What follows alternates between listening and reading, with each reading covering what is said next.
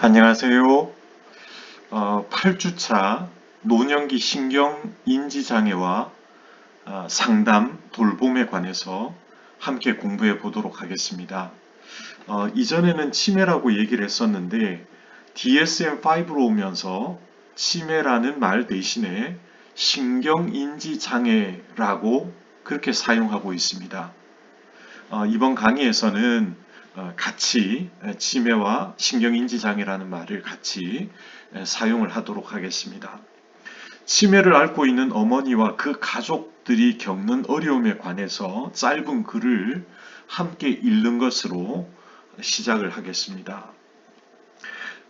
자녀를 위해 온갖 고생을 감내하며 자녀 뒷바라지에 헌신적이던 어머니, 자신을 내세우지 않고 자녀의 속뜻을 깊이 헤아리시던 지혜로운 어머니, 그런 어머니가 고령에 접어들면서 변하기 시작한다. 음식을 태우고 그릇을 깨고 엉뚱한 말을 하기 시작한다. 가족들을 의심하고 차마 입에 담지 못할 쌍욕을 해대며 화를 내기도 한다. 예뻐하던 손자들을 기억하지 못하고 때로는 말도 없이 집 밖으로 나가 온 동네를 헤매고 다니시며 가족들 간담을 서늘하게 만든다. 그토록 단정하고 깔끔하시던 분이 대소변을 가리지 못한다. 가족들도 어머니의 변한 모습을 받아들이기가 어렵다.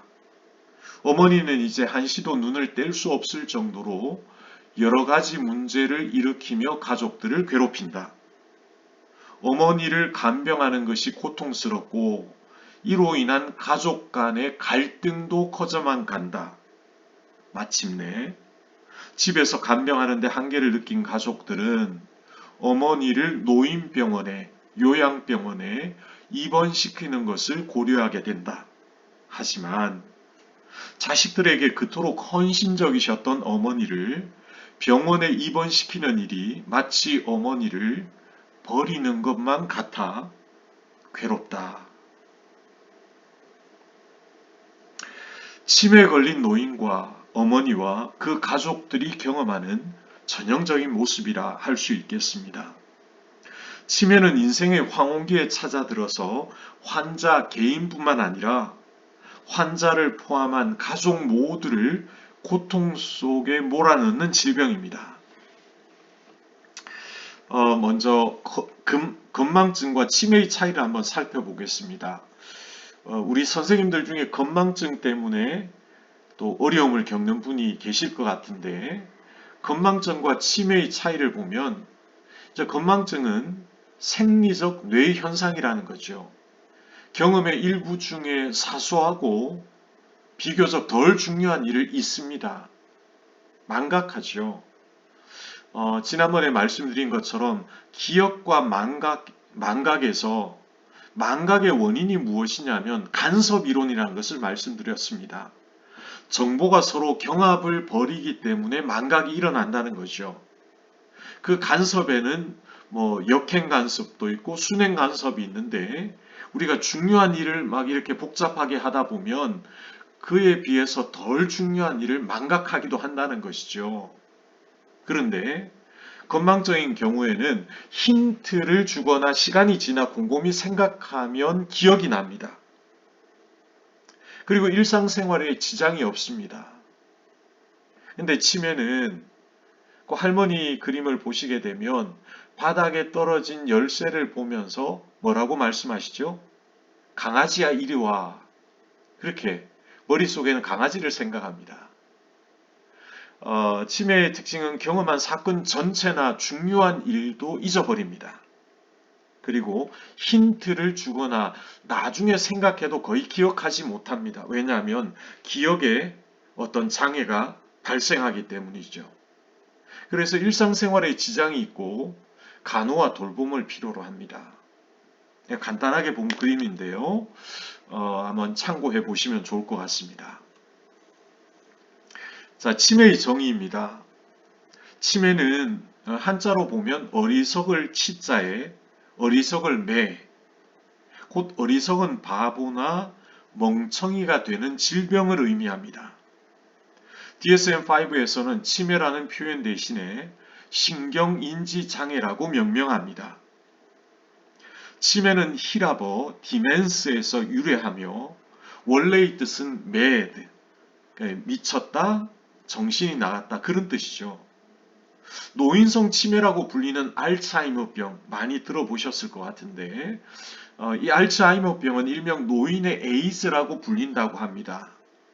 환자 자신의 생존 능력과 인격을 파괴할 뿐만 아니라 가족 구성원들의 삶에도 정신적 고통과 사회 경제적 부담을 안겨줍니다. 그래서 이것은 한 개인이나 가정의 문제가 아니라 사회적 문제다. 사회적 문제다. 조금 이따 유병률에 관해서 한번 볼 텐데 이 경도인지장애까지 경도신경인지장애까지 포함하면 굉장히 많은 수의 어르신들이 노인들이 이 어려움을 겪고 있다. 그렇게 볼 수가 있습니다. 과거에는 이런 표현을 했죠. 노망, 망령, 굉장히 부정적인 의미로 그렇게 불리웠던 치매는 현대 사회에 들어서 수명의 연장, 그죠? 여성 수명이 86.7세라 그랬죠. 그럼 90세, 그리고 건강하시면 100세를 넘죠. 그런 수명의 연장과 노인 인구의 증가와 더불어 사회적 문제로 크게 주목을 받고 있습니다. 정상적으로 생활하던 사람이 점차적으로 지적 기능이 현저하게 손상이 되어서 일상적인 생활에 적응해 심각한 문제를 초래하는 정신장애라는 것이죠. 주로 어떤 영역이냐면 기억의 영역이죠. 가장 흔하게 호소하는 내용이 뭐냐면 기억의 어려움. 그와 함께 학습 능력의 저하죠. 그 다음에 언어를 이해하고 또한 언어를 표현하는 전반적인 언어 능력, 또 실행 능력, 실행 기능, 지각 운동 능력, 시지각 운동, 소근육 운동, 대근육 운동, 이게 점진적으로 감퇴하는 거죠. 그리고 주의력, 주의 집중, 지속적 주의력, 또 이렇게 선택적 주의, 이런 주의력, 사회 인지, 이런 전반적인 인지 영역에서의 현저한 감퇴가 두드러집니다. 이 부분은 또 이후에 살펴보도록 하겠습니다. 그 인지적인 측면뿐만 아니라 정서적인 조절 면에서도 손상이 나타납니다. 그래서 부적절하고 충동적인 행동을 하게 됩니다. 신체 운동 기능의 결함이 나타나서 일상적인 활동은 물론이고 가장 기본적인 자기 관리마저 불가능해집니다. 그건 이제 말기로 가서 그렇게 된다는 것이죠. 또 때로는 뭐가 동반되느냐 하면 망각, 망상, 그리고 환각, 이런 정신병적인 증상이 동반되어 나타나기도 합니다. 이러한 증상들로 인해서 말기에는 거의 모든 심리적 기능이 와해되고 이와 더불어 인격의 황폐화가 나타나서 비참한 상태로 전락하게 된다. 이러한 치매는 흔히 노년기에 찾아드는데 원인에 따라서 차이가 있지만 대체로 인생의 후반기에 발병하고 85세 이상에서는 유병률이 급격하게 증가합니다. 이런 점에서 치매는 주요한 노년기 정신장애로 그렇게 간주가 됩니다. 치매와 연령에 관한 그래프를 보시게 되면 선생님들 한번 보시면 요 아래 55, 65, 75, 85는 연령이죠. 55세, 65세, 75세, 85세. 그 다음에 유병률 10%, 30%, 50%인데 55세, 60세까지는 거의 1% 미만이죠. 65세부터 약간 올랐다 75세가 되면 20%가 됩니다. 그리고 85세가 되면 거의 50%입니다. 그죠? 그래서 60세 이하에서는 1% 이하, 1% 이하 치매를 경험하지만 85세에서는 50%로 증가한다. 그렇게 보죠.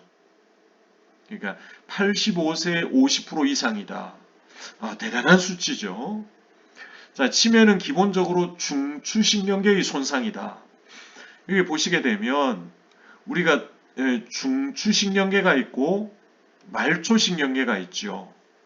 그 중추신경계는 뇌와 척수로 구성이 되어 있고 말초신경계는 체성신경계와 자율신경계입니다. 그러면 이 뇌와 척수의 역할이 뭐냐면 밑에 각 줄을 보게 되면 척수라는 것은 신체와 뇌 사이에 정보를 전달하는 통로라는 거죠. 감각기관에서 그 감각 정보를 받아들여서 척수를 통해서 뇌로 전달이 되고 뇌는 뭐합니까? 컴퓨터로 따지면 CPU가 되는 거죠. 중앙정보 처리 시스템입니다. 감각, 운동, 정서, 동기, 인지, 언어, 사고, 창의적 활동 등 모든 인간 행동의 중추가 뇌에서 작동하게 된다는 것이죠. 그리고 특별히 정전두엽이 바로 우리 뇌의 사령탑이다. 그렇게 얘기를 합니다. 그런데 치매는 뭐냐면 바로 이 중추신경계의 손상이 일어난 것이다. 뇌세포의 손상에서 비롯된다. 그죠? 뇌세포의 손상 원인은 다양하죠. 그래서 치매의 증상과 발병 과정도 다양합니다. 따라서 원인과 증상에 따라서 몇 가지 유형으로 나누어지는데 가장 대표적인 것이 알츠하이머 치매입니다. 파킨슨 병도 있겠죠. 자, 가장 대표적인 것은 알츠하이머입니다. 알츠하이머는 뇌세포의 점진적인 파괴가 진행이 되겠고 치매 증상이 서서히 진행되면서 악화됩니다. 그래서 대개 알츠하이머 병이 있는 사람들은 20년 정도 생존할 수 있다고 하는데 발병부터 사망까지 대개 8년에서 10년 정도 걸리게 된다. 그렇게 얘기를 합니다. 초기에 근망증을 비롯한 기억력의 저하, 주의력 실수가 흔히 나타나고 이후 언어 능력, 아까 말씀드린 것처럼 언어를 듣고 이해하는 이해 능력과 또 이해한 것을 표현하는 표현 능력, 이 전반적인 능력이 감퇴하고요. 시지각, 시공간 구성 능력, 이걸 진압력이라고도 하죠. 또 시각 운동 협응력, 소근육, 대근육 운동 이런 것들이 점진적으로 감퇴하고 실행 기능 이런 것들이 점차 광범위한 인지 기능의 감퇴를 보이게 된다. 그렇게 볼 수가 있습니다. 상대적으로 혈관성 치매, 그러니까 뇌출혈이나 뇌경색과 같은 뇌졸중, 그러니까 뇌혈관 질환으로 인해서 뇌조직이 손상되면서 뒤이어 갑작스럽게 증상이 발병하는 혈관성 치매가 있겠죠. 그래서 이 혈관성 치매는 진행 경과도 점진적이라기보다는 계단식으로 증상이 악화되고 이렇게 변동합니다. 상대적으로 알츠하이머 형 치매보다는 좀 급격한 악화가 될 수가 있겠죠. 이 밖에도 뇌세포의 손상을 가져오는 신체 질환에 따라서 파킨슨병, 운동 기능이 급격히 악화되는 파킨슨병이 있고 그리고 헌팅턴병, HIV 감염, 프라이온병으로 인한 치매 등이 있습니다. 외상성 뇌손상이나 물질이나 약물에 의해서 치매가 유발되기도 하고요. 그 다음에 선망이라는 증상을 보이기도 하죠. 나중에 좀 자세히 보도록 하겠습니다. 치매 유병률입니다. 일반적으로 우리나라의 치매 유병률은 65세 이상 인구의 9에서 10%, 다시 말하면 10명 중에 1명 정도이고 85세 이상 인구에는 47%, 거의 50%에 육박하는 그러한 유병률을 가지고 있다고 추정하고 있습니다. 우리나라 치매 환자는 1990년에 이미 20만 명에 달했다고 보고 있고요. 2012년에 54만 1000명, 이 중에 남성이 15만 6천 명이고요. 여성이 2배가 넘는 38만 5천입니다. 여성이 굉장히 많죠. 왜 그럴까? 그리고 2020년에는 거의 50만 명에 이를 것으로 추정이 됩니다. 자, 여성이 남성보다 치매 유병률이 높은 것으로 나타나는데 이것은 여성이 남성보다 더 오래 장수하죠. 오래 사시잖아요. 그것과 관련된 것으로 그렇게 보고 있습니다. 인지 기능이 떨어지지만 일상생활을 수행하는 능력이 보존되어 있는 경도인지장애 유병률은 65세 이상에서 27.8%, 전체 노인 인구 1000만 명이 넘었다고 하는데 4분의 1을 넘는 것으로 보고가 됩니다. 경도인지장애까지 포함하면 그 숫자가 대단히 높아집니다. 인구 고령화 추세에 따라서 앞으로도 치매 환자 수는 계속 증가할 것으로 예상이 되고요. 2030년에는 약 127만 명, 2050년에는 약 271만 명으로 20년마다 치매 환자 수는 2배 이상으로 증가할 것으로 추산이 됩니다. 자, 이것은 신경인지장애를 얘기하는 거죠. 여기에 경도신경인지장애까지 포함하면 그 숫자가 더 증가하게 될 것입니다.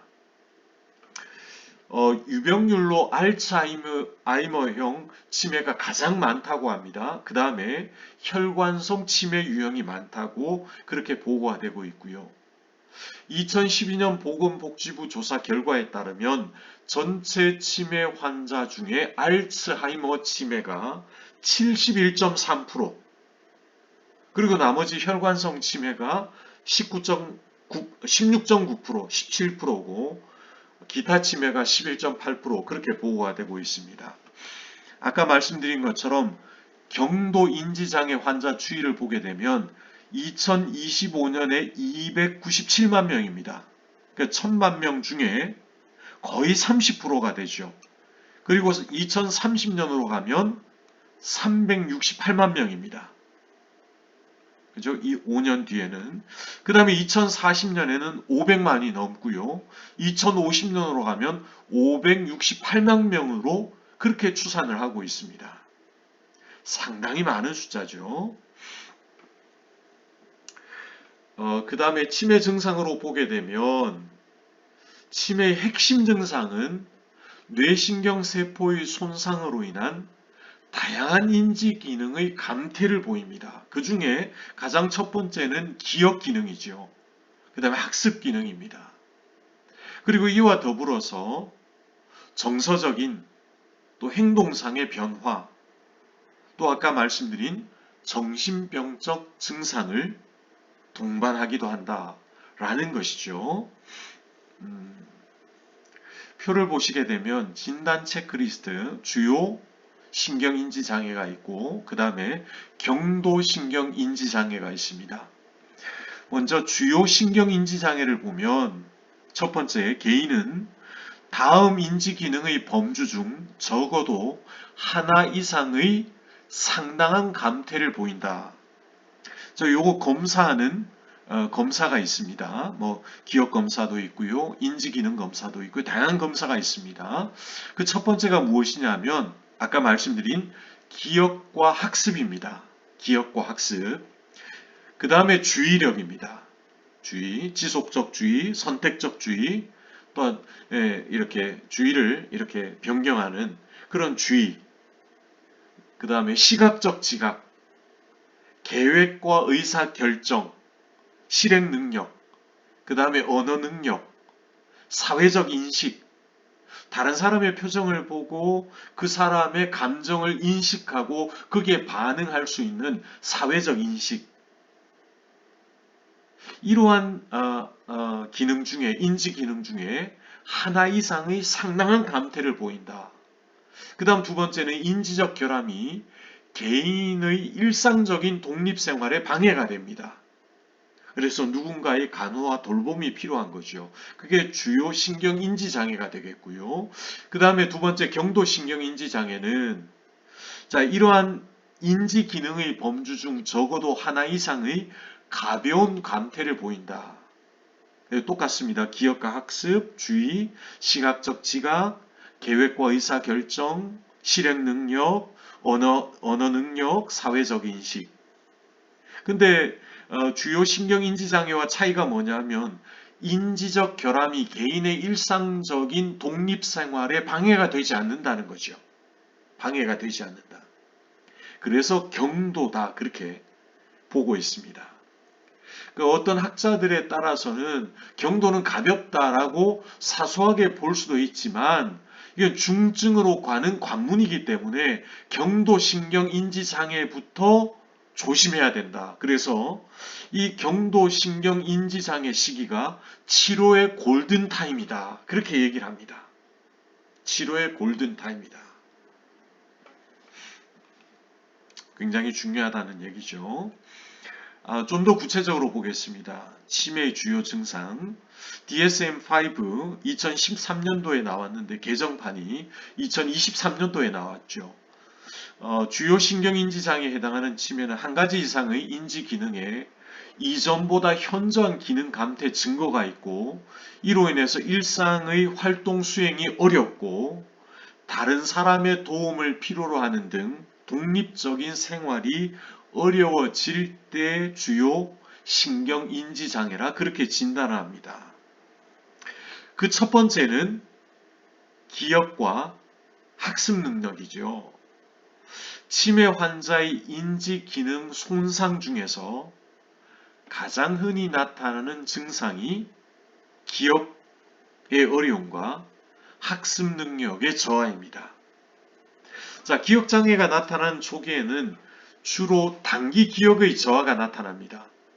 오래된 기억, 감정과 함께 중요한 사건의 기억은 비교적 잘 하는데 단기 기억, 최근의 기억, 그런 단기 기억의 저하가 현격하게 나타나서 새로운 정보를 학습하거나 최근 정보를 인출하는 데 어려움을 보입니다.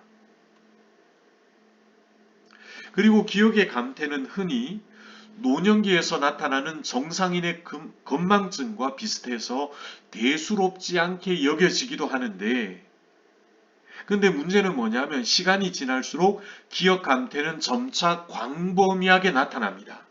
예를 들면 지갑이나 열쇠 등과 같은 중요한 물건을 잃어버립니다. 그걸 어디서 어떻게 잃어버렸는지 기억하지 못하시는 거죠.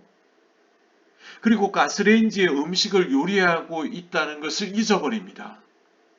60세 중반의 아주머니는 음식이 다 타고 있는데도 음식하고 있는 것을 잊어버려서 함께 있는 남편이 음식 타는 냄새가 난다라고 얘기해서 음식을 하고 있다는 것을 알게 되는 거죠.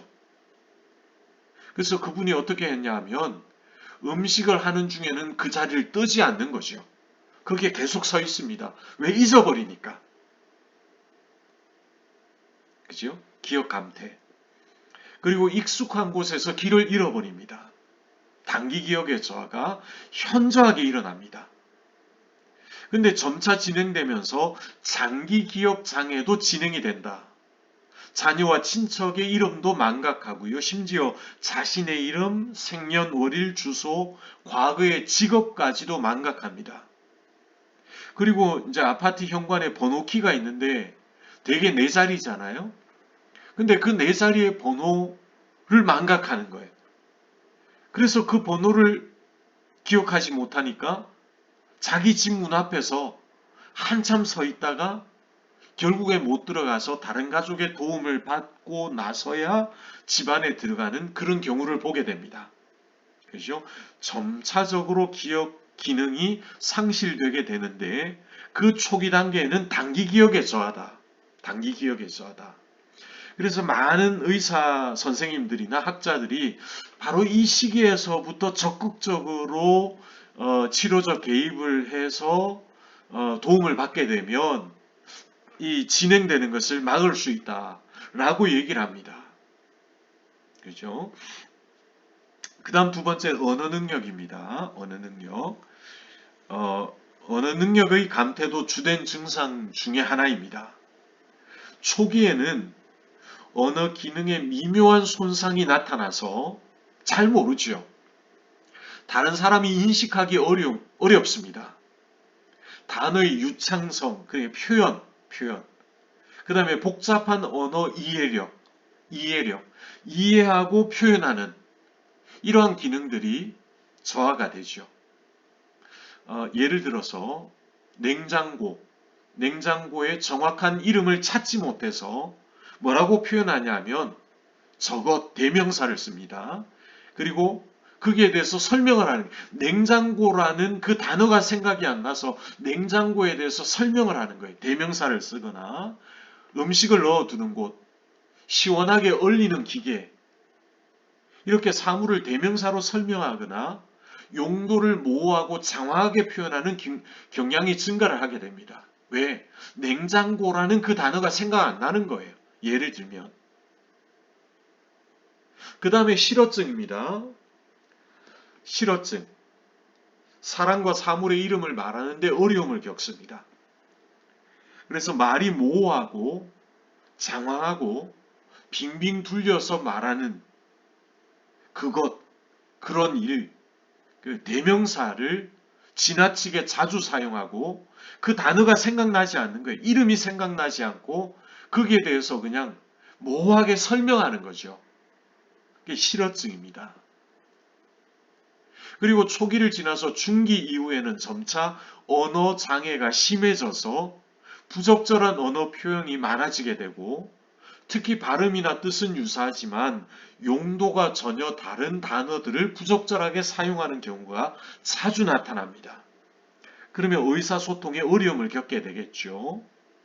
언어 이해 기능에도 손상이 일어나게 되고요. 상대방의 말을 잘 알아듣지 못해서 전혀 다른 동문서답을 하거나 엉뚱하게 반응하는 일이 나타납니다. 그리고 말기로 가게 되면 무언증, 말하지 않는 거죠. 그리고 동어 반복, 똑같은 말을 계속 반복하는 거죠. 그리고 반향 언어, 마치 메아리가 울리는 것처럼 그냥 따라서 그냥 반향 언어를 하는 그러한 증상들이 발현되게 된다. 언어적인 어려움이 있다. 이해하고 표현하고 말기에 가면 이제 말을 하지 않는 그리고 똑같은 말을 반복하는 그 했던 말을 또 반복하는 그런 증상들이 발현되게 된다. 이런 증상들이 이제 나타나게 된다는 것이죠. 오늘 여기까지 하겠고요. 내일 시간에 나머지 우리 이제 어떤 증상이 일어나는지 또 어떻게 상담적으로 돌봄을 할 것인지 그런 것들 함께 살펴보도록 하겠습니다. 수고 많으셨고요. 감사합니다.